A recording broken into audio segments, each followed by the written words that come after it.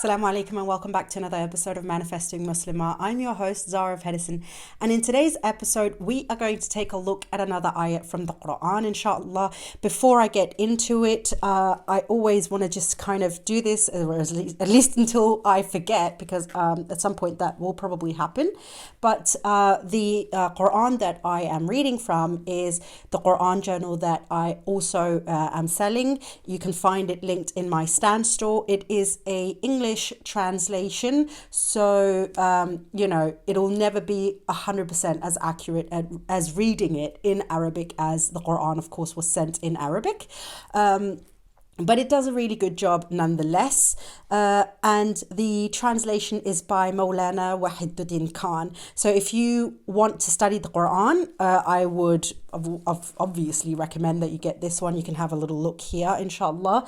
This is the layout of the book. So you have the translated version on the inside margin, and then on the outside you've got space to take your own notes. There is no Arabic writing in this journal, which means you can handle it without wudu. You can have your period. You don't have to be Muslim. Like, anybody can pick up this book and start reading the Quran. And the reason, I don't think I've actually ever shared this before, but the reason why I made this way, because I'm actually the one who made this journal. I don't know if I've ever said this as well. I've got all the permission and everything, of course, from the son of Maulana Wahiduddin Khan to use this translation. You're not allowed to just take any translation and use it. There's copyright and everything like that. So I got the permission to do that because my brain studies in a very particular way where I like to be very organized, because my mind is very unorganized. I believe I do have ADHD. I've spoken about this before. I am not diagnosed though. So, it is just like a suspicion. So the thing that I've seen before is that people have like their Quran journal notes in a separate book, and then they have their Quran, and that's always seemed really disorganized to me. And I was like, then there has to be a better way. So I thought about this because I've seen Bible journals this way, like people studying in their Bibles in this way, and I thought that's actually really clever. But of course, with a Quran, we can't just sit down and write in the Quran because, with the Arabic Quran, because it's God's words. So I found that little loophole that if you just have it in a translated version, you can actually write in it, and there is, it's not a holy book anymore, because these are man-made words, because it's a translation and not in Arabic. So that's why I made this Quran journal, just in case you were wondering about the history of it, or this book entirely, why I'm using it this way and whatever. But it has really helped me. And then the next thing is I needed to get around my own laziness, which I don't know. No, it's not really. Well, I guess it is. Laziness, procrastination, call it whatever. But having to make wudu is, even for salah, is, I love praying. I love reading in my Quran. But for some reason, the wudu, sometimes it's just like, oh, I have to make wudu. I think, honestly, though, maybe I should speak on this. Let me know. Is because I have dogs. So my wudu is never going to last long, because I do have 2 dogs. So it'll break very quickly. So there's always been like a little bit of a hiccup around wudu, but I do think also it's because I have dogs, and that probably also like creates an obstacle that is not necessarily there for a lot of other people. But yeah, so I wanted to sort of like get around that obstacle for myself, and that's also why I created this journal. Okay, I literally sat down and I was like, I'm going to record for like 5 minutes, 10 minutes max, and here I am babbling on forever in a day, because you know what, love? Every time I sit down to record a podcast episode, I'm just like, it's like I always sit down and I'm like, oh, I guess I don't really have that much to say today. But then I sit down and it's just like as if Allah is like, okay, speak to your people. But when I say your people, please don't take it the wrong way. I'm talking about like the people that I connect with. Like, you're my people. I connect with you. And then my heart is just like, oh my God, this is a safe space. I can say whatever I want almost, but like, I feel free. It feels like there's a space for me here to talk, and I really appreciate that and value that. And I think I always forget it until I sit down and record, which is so ridiculous because I record twice a week, but I still forget it. Anyway, now that I have babbled on for a day and a half, the ayat that we are looking into today is ayat number 76 from Surah Maryam. So ayat number 76. And in this ayah, we're actually only going to look at the first half of that ayah. I'm going to read the whole ayah for you, and then we'll go into the whole thing, of course. So ayah number 76 says, God increases his guidance to those who follow guidance. And then the second half of this ayah goes, and lasting good works are better in the sight of your Lord and are most rewarding. If we want to, maybe another time we can go into that part as well, because of course that's also very valuable. But I kind of want to focus on that first half, which is God increases his guidance to those who follow guidance. And I think it's very easy when we read something like that to go like, well, yeah, duh, or like kind of skim over it a little bit, because it's such a short sentence in an otherwise huge book, right? And there's so many nuggets and little pieces of gold everywhere. I mean, everything in this book is gold, of course, but it's such an easy sentence to kind of skim over. But in this sentence, this first half of an ayat in this magnificent Quran, there is so much wisdom and so much knowledge and a huge lesson for us to really, if we want to really dive further, deeper into. And I think the reason why it stands out to me as much as it does is because this is something that resonates with a part of me that has to do with all of you, and a lot of you who message me and ask me questions about certain things. And one of the questions is, how do you know your intuition? How do you know if it's intuition, if it's fear, if it's something else? How do I have that trust? How do I have that tawakkul? And this specific part of this ayat really speaks into that, because in the beginning of trusting your intuition, which, by the way, in case you're new here and you haven't heard me say this before, I 100%, well, everything is from Allah, but I believe that intuition specifically, true intuition, true gut feeling, is from Allah subhanahu wa ta'ala. That is a guidance from Allah and a pull from Allah, like a message to like, hey, beware, or act on this, or do that, don't do this, okay? So when I forgot my frame of thought there. I do this all the time, and I'm so sorry for that.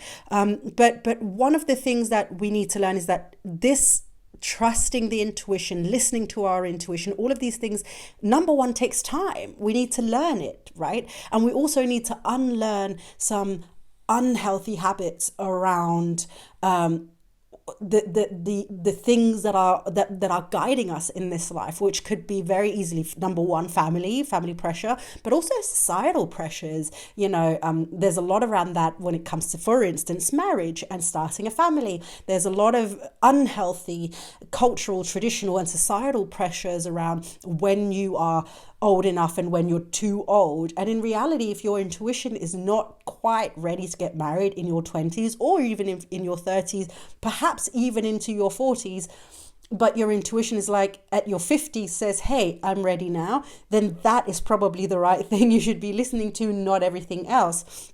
But it can be difficult for us to differentiate between a societal pressure versus our intuitive guidance, and that calling from Allah to like, okay, now is the right time, now is the time to act, now is the time to do the thing or hold back from the thing and whatever. And I love this specific part of this ayah because Allah really puts a lot of significance on the more you're following his guidance, the more you will be guided, meaning the more you start leaning into what he is asking of you, the easier it'll be for you to follow through on it, because he will guide you more. Now, when we speak of guidance, there is, of course, a couple of different things that we need to look at. Number one, there's the guidance that we've got in the Quran: pray our salahs, dress modestly, be good people, pay our zakat, all of these things. There's that very specific guidance that a lot of us are very much aware of, and that's like written black on white, or however they wrote it back in the day when they first wrote the Quran. I guess they didn't, they were just kind of like sharing it sort of like verbally, but ultimately somebody wrote it down, right? So that's sort of like given to us, and it's easier for us to follow that guidance because it's there, it is in writing, and we can kind of take that more seriously. I'm going to put that in quotations for those of you who are listening and not watching the video. I'm putting that in quotations because a lot of us put more emphasis on that because it is so clear. It's hard to argue against or push back on any of that guidance because it is right there. Whereas guidance is also beyond that. There is individual guidance as well, right? There is that guidance, for instance, to, as I said, now is the time to get married. Now is the time to move out of your parents' house. Now is the time to quit a job, whatever it might be. And Allah will guide us throughout our entire lives. He will not just kind of plump us into this dunya and be like, yeah, figure it out, I'll see you on Judgment Day. That's kind of not what he does. He's got like his finger on our pulse throughout this whole thing. And it's not even our pulse, on our soul. Like he's literally taking the pulse of our soul. And the more we're following every part of his guidance, the more he is guiding us further.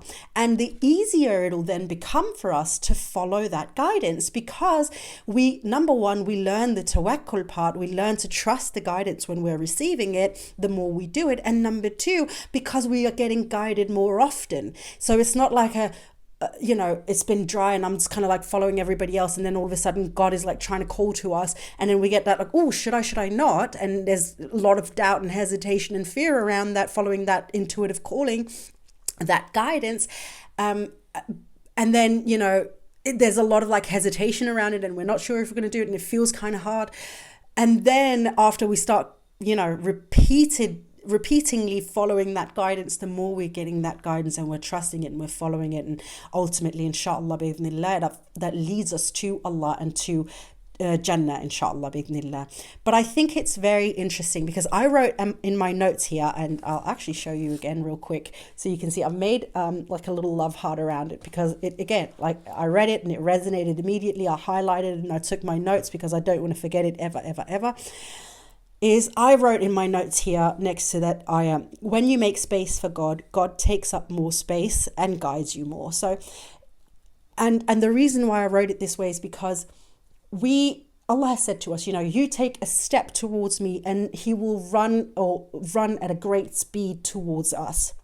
So Allah really only needs to see an initiation from us. He just needs to see that first step or two steps in a direction, and then God does the rest for us. Or not does the rest, but he will certainly move closer to us than we could even begin to fathom.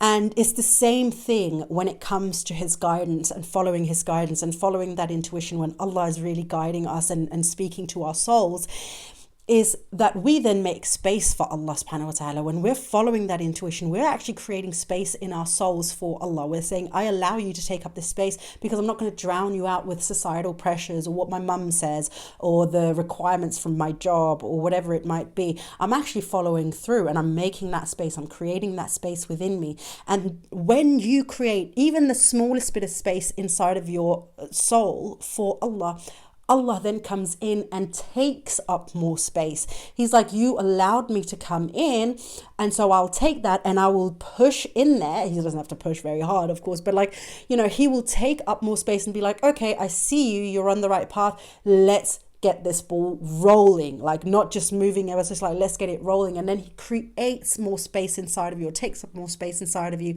so that he can guide you more frequently. And, inshallah, guide you closer towards him. Of course, every time it's you who has to make that decision. You have that free will to choose Allah time and time again. And one of the not so spoken of choices that we have to make as Muslims is also trusting that intuitive guidance that we're given by Allah subhanahu wa ta'ala. That there is guidance beyond the salah, the dua, the sawm, any of these things, that there is guidance in every aspect of our life in this dunya, and who knows, potentially, of course, in the akhirah. None of us really can say for certainty because we're not there. None of us have experienced it, right? But the point is that the more you allow for Allah to guide by following through on that guidance, the more he will come in and guide you. And this also goes for something like praying istikhara or something to this effect, where you're asking for guidance from Allah. The first time you've prayed that that prayer, you might not be as in tune or in touch with that guidance that Allah is sending to you. And He is. Trust and believe in that, because Allah does not break His promise. And if He gave us istikhara, it's because He is ready to fulfill on that promise to guide and give a reply to that prayer. But if you're new to it and you're not super, like confident with following the guidance from Allah subhanahu wa ta'ala, or you're new to it or whatever, then of course it can feel maybe a little dull, like a little dim. You're not sure if that's the guidance, if that's a sign or whatever it might be. In those cases, it helps to ask somebody close to you. It helps to ask somebody who is more in tune. It helps to speak to the community around you. Make sure, of course, that all of these people are in tune, on the spiritual aspect of Islam as well, not just sort of like the wordly. I don't know if that's a word, but I'm going to use it as in like what's written, but like also in the spiritual aspect of the connection with Allah subhanahu wa ta'ala. But of course, it's up to you however you do it. But trust and believe though that the more you do that and the more you pray the istikhara and you're choosing to open up to Allah's guidance, and you follow Allah's guidance, that's the next thing, is that Allah will guide you more, and it'll be clearer for you to follow that guidance or know when that guidance is coming to you. But that's the thing, because He says here, and that's the next thing that I want to say, and that'll be the last thing that I say inshallah in this episode, is God increases His guidance to those who follow guidance. And that's one thing, and I can't believe what episode, but I do believe I've spoken about this in a previous episode. Maybe it was a TikTok video, but the point of following through. So if you're asking for guidance from Allah and Allah is guiding you towards something and the answer is not quite the thing that you were looking for, and then you're kind of fighting it, you're not following through, that's not going to increase the guidance from Allah. You have to actually take the guidance, say thank you, even if the guidance is not necessarily one that you had hoped for. I see a lot of you do this, whether intentionally or unintentionally. You pray istikhara, you get the sign, you get the guidance, and quite often it happens when this person is not for you, and Allah is, trying to send the signs to be like, this is not your person, this is not your person. And yet a big part of you still tries to hold on to Him, but maybe, and what if, and if I just change it, if I make this dua, and what if in 2 years, and blah, blah, blah, blah, blah, blah, blah. Stop it. That is you going against the guidance that Allah is giving you, and specifically also guidance that you're asking for, right? Be careful with that, because you could be closing off that guidance. Why should Allah continuously guide somebody who's not willing to be guided? Even if, we can say we want the guidance, but if the guidance isn't what we want and we then turn away from it, then, it can be quite, it's a dangerous road. Let me put it that way. It's a dangerous road to travel, and one that Allah is not too pleased with. So be careful with that. Make sure that, especially if you're asking for guidance, that you're ready to follow through on the guidance, even if it doesn't please you, the answer that you might get. Because there are tons of other examples, of course, in the Quran, where Allah is like, well, I can't keep guiding a blind person, right? Like, He doesn't say it that way. But, like if you choose to be blind and I gave you eyes and you still choose to be blind, that's on you, not on Allah, right? And that's what we have to remember here in our hearts. So if you want more of that guidance to Allah and from Allah, then make sure you're also following the guidance that you're actually getting from Him in this present moment. Some of it you've asked for, some of it you haven't. Some of it you didn't even know was there, but you kind of, there's like a niggling little feeling inside of you and you're like, oh, is it not? Anyway, I wanted to share that with you because I've also been getting quite a lot of questions around this. And I think it's a really good place to refer back to when it comes to sort of like making more space for Allah subhanahu wa ta'ala in our lives, and being able to trust that guidance, and making more space in our souls for allowing Allah to come in and moving us in the right direction, so that we can move in the right direction with certainty, or close to certainty, rather than doubtfully or hesitantly moving in any which directions and not sure if we're going in the right one. If you have questions about this and you're thinking, Zara, but I'm thinking maybe this is intuitive guidance, I'm not sure, and you want to have a conversation. Don't forget that you can book a one-on-one with me. We can have that conversation together. I'm actually really good at it. I say actually, and it's because I'm still sort of like very self-aware around this, but I am very good. Allah subhanahu wa ta'ala, alhamdulillah, has given me a beautiful gift where I am able to, help people, especially with these kinds of things, and kind of directing in accordance to what is happening for you. So if you're looking for that kind of guidance, my darling, please book a one-on-one with me. Otherwise, if the one-on-one is too expensive, because I am pricey, and that's because it's my time, and I'm not apologetic about that, not in one bit, but if that is too pricey for you, or you're like, I don't actually need a one-on-one, sign up for the membership, because we also have those conversations in the membership. But remember, it is in a group conversation, so it's not a private time, just you and I. But if you're cool with other women being there, it's a very supportive group. It's the best thing that I've ever created with Manifesting Muslim. You've heard me say this before if you've listened to a few of my podcast episodes, but sign up for the membership. It's only £10 a month, and it is absolutely wonderful. In fact, as I'm recording this, I've got a meeting this evening again, and I absolutely cannot wait, and I would love to see you there as well. All right, my darling, that's it for today's episode. I hope to see you again in Monday's episode, inshallah. But until then, my darling friend, please don't forget to live in love.